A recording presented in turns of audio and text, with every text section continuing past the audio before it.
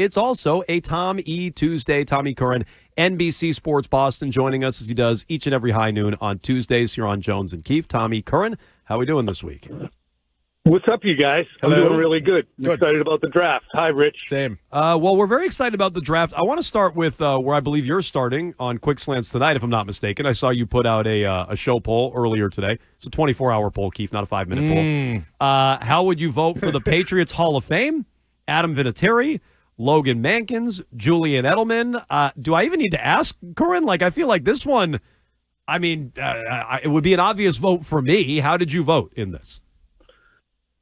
Yeah, it's an obvious vote for me, too. We need to put those three nominees out there, though, to give Vox Populi a chance to make their feelings known, because the Patriots fans are the ones who dictate who goes in. We just narrow the field. I would say Vinatieri has to be in. I think Edelman has an extremely credible case against Vinatieri, but I think you're really ignorant of the foundational level of the Patriots dynasty if you don't say, yeah, that's all well and good that he was instrumental in 3 Super Bowl runs and wide receivers trump kickers to an extent, but what Adam did was exceptional. But Vrabel last week just said without hesitation, Adam, and I actually spoke to Rodney Harrison this morning and asked him, and he didn't even let me finish. He said Adam. And I think that most Patriots fans will say the same thing. Yeah, I think so too. Although I wonder if some of the younger demo will just say Edelman and all the big catches that he had and the unbelievable postseasons that he had, and it's just more top of mind. Not that Adam Vinatieri isn't more. A lot of trepidation in the nomination meeting about that. Yeah, and to the point where it almost felt like people were reluctant to have Edelman on the ballot. I'm like, look, you can't just rig the system. You got to put it out. It's a fan vote. Yeah. Well, you can. Like Kraft rigged the system for Parcells, right? Well, he put him in as a contributor. He didn't get elected by the fans. So it's kind of splitting hairs, but to an extent. He rigged it with Brady. Right. But I think that would have been a formality anyway. This did not occur to me. We'll get this from time to time. Twitch chat, text line, even phone calls. Should they rig it for Bill and just put Bill directly in? Some people are a little sensitive about that. Hey, if they're going to do it for Brady, and obviously they can put in Parcells as a contributor, what's the holdup on Bill? I think the holdup on Bill is his end date is a little bit more ambiguous than Brady's. Is how long is he going to keep coaching? Does he want to continue to play footsie with the NFL and try to get back in, despite the fact that he says North Carolina is tremendous in the exact place they want to be, and they don't want NFL. He and Mike Lombardi do not want the NFL anymore and all its chaos. So until Bill gives him an end date, I'm sure if Bill gave an end date and said, yeah, I'm not coming back to the NFL, I wonder if they'd put him in even if he was a college coach. And I wonder if they'd believe him if he said, I'm not coming back to the NFL. Yeah. Now, I'm with you guys. I would vote for Vinatieri. I wouldn't be shocked, though, if the fans vote for Edelman. So let's say those two guys get in, one this year, one next year. How do you think the fans will respond to the guys that didn't win Super Bowls? Because so many of them have multiple rings. Then you have the great players like Logan Mankins, Wes Welker, and he wasn't here as long, but Randy Moss. How do you think those guys are going to get viewed long term, and what kind of chances do they have? Welker has been boxed out so far, and it's too bad, but it's the byproduct of being with the team that he was with. And I definitely think Mankins will probably have the edge over Welker. Say, for instance, I believe, and don't hold me to this, I think Gronk becomes eligible very soon, too, which he's going to get in before Mankins, if that's next year. And Mankins, I think, probably should get in before Welker. So I think Moss has already kind of been eclipsed to an extent, although it will be a blast to see him get in. But he was here for a very brief period, and it ended messily. And they didn't win a title, as you pointed out, but it was one of the funnest, until the very end, years in Patriots history. Even that was kind of a different kind of fun. His press conference at the end was pretty wild. True. That is a good point. He's Tommy Curran, NBC Sports Boston. You can check him out tonight on Quick Slants on WEEI afternoons on Thursdays and each and every Tuesday at high noon here on Jones and Keefe. Shedeur Sanders has a private workout with the Giants. Let's say, just for fun, that the draft goes Ward 1, which we expect, Hunter 2, which we expect, and let's say ownership is driving this pick at 3 with Shedeur Sanders, this workout. They take him at 3. Abdul Carter's there at 4 for the Patriots. Is that a no-brainer pick? They run up to the podium and make the selection, or is there more of a decision there? I think their brain would probably light up and be active in the fact that, okay, we've done nothing but stock our team in this offseason with defense. We're about to do it again.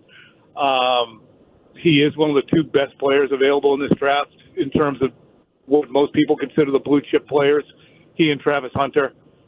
But I still think you'd have that nagging thought of, is this exactly the kind of guy that we want to bring in? Because you got 4 guys in Campbell, Tyler Warren, Ashton Ginty, and Jalen Walker, and I don't know enough about Mason Graham, but seemingly him too, who seem to be exactly what you want on your franchise, on your team, in your locker room for the next 5 to 7 years. And I'm not saying that Abdul Carter is not that. We've gotten to the point now where guys, relative to when we were younger, and definitely when I was younger, the checkered histories that guys come out with in 2025 compared to 1995, it's nuts. This guy tweeted this a couple of years ago. Before it was he had this, he did that, he did this, he did that. Now guys, all they need to do is have the wrong facial expression and teams are like, yeah, I'm out on him. So all that said, Abdul Carter has some questions about how much of a team player he is. Phil Perry did a good job yesterday on Early Edition talking about some of the sources he spoke to, said, look, he's somebody who might not practice extremely hard during the week and is a little bit more Abdul first than you might want. Do you have for you in this long lead up to the draft a best case and a worst case scenario for next Thursday night? Whether it's a player, a position, whatever they walk away with. That's a great question. Yeah, I would say best case is trade down from 4 to like 6, pick up someone else's first round pick. Again, I'm kind of spitballing here. I'm not in front of a computer. But trading down, picking up extra artillery, still getting a Membu, a Campbell, a Warren, those 3, and then having the artillery to move up and take somebody at a position that you didn't get, whether that be moving up to take, Lovelace from Michigan, the tight end, or Mason Taylor, the tight end from LSU, Jason Taylor's kid, or Connerly, the tackle, or even Josh Simmons, the tackle from Ohio State. If you have that artillery because you traded down and added picks and then can move back up, I think that's great. And I really think the Patriots need to be aggressive. I have quick slants tonight. Of the 28 players drafted from 2020 to 2023, only 7 are still on the team. And of them,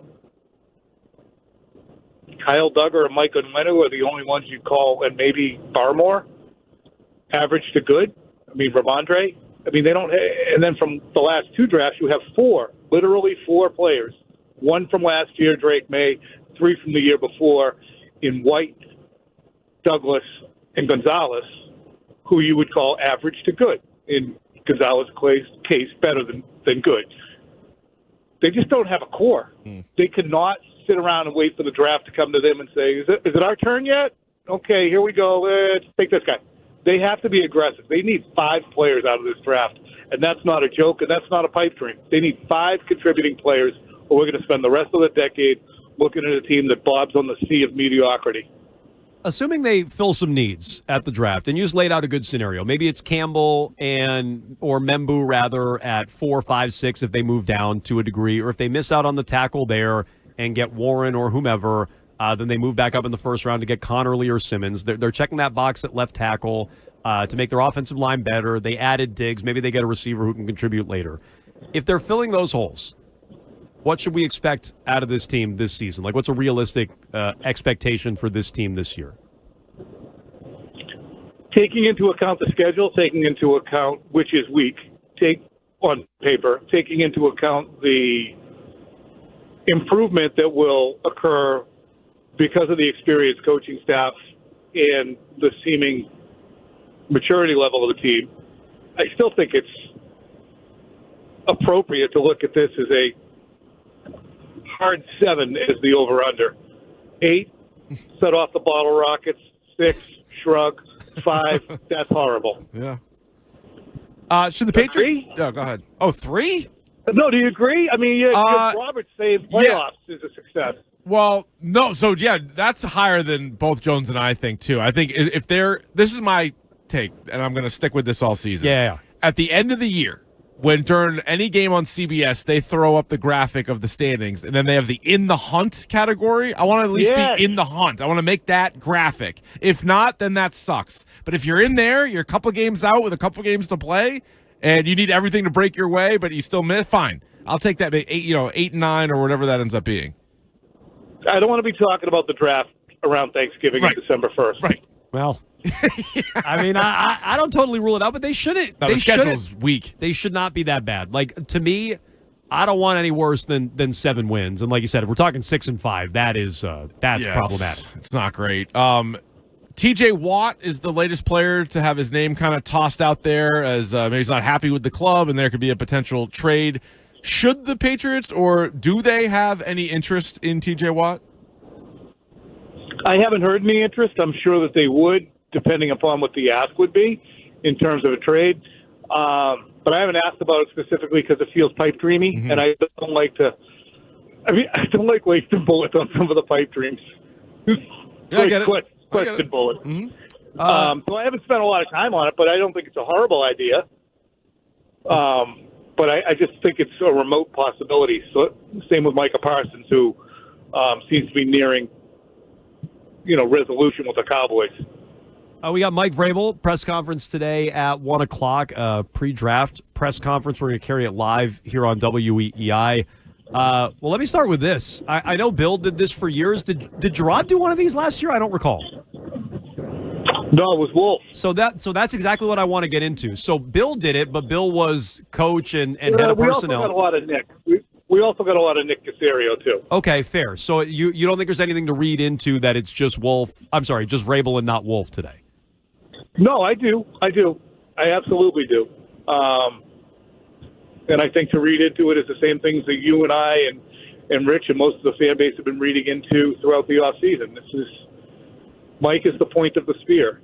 Why send Elliott out there to talk about prospects and the state of the team or anything else related to the direction when he is riding shotgun at best, perhaps in the back seat, and giving directions as opposed to behind the wheel? I really, truly believe that it would. It probably wasn't even a consideration who's going to do the pre-draft press conference. Imagine Elliott saying, "I'll do it."